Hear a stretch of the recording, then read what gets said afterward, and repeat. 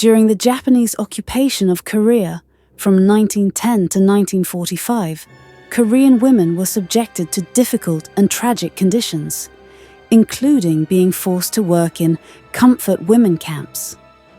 These camps were considered one of the most severe forms of mass sexual abuse and human rights violations during that difficult period. The history of comfort women camps. To the period of the Japanese occupation of Korea, the Japanese authorities established comfort women camps, which were forced prostitution centers in which Korean women were detained under severe threat and coercion.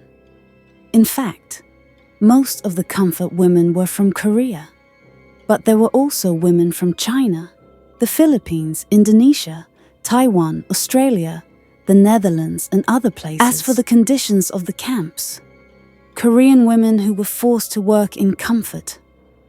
Women camps had no rights and suffered from horrific living conditions.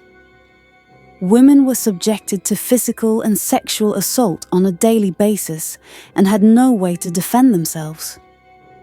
Girls and women were recruited by force with the promise of work or the lure of better conditions, but they found themselves trapped in a cycle of violence and exploitation. The comfort women camps greatly affected Korean society, leaving a deep wound in the collective memory of the Korean people.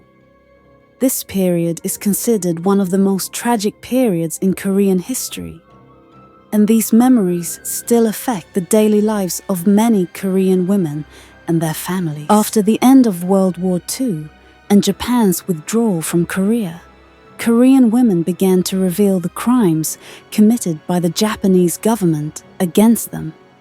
Korean women and human rights activists continue their struggle to uncover the facts and demand justice and compensation. In 1993, the Japanese government officially acknowledged the existence of the comfort women system and expressed its sorrow for the victims. Despite the apology, there are still disagreements over compensation for the victims, as Japan refuses to pay individual compensation.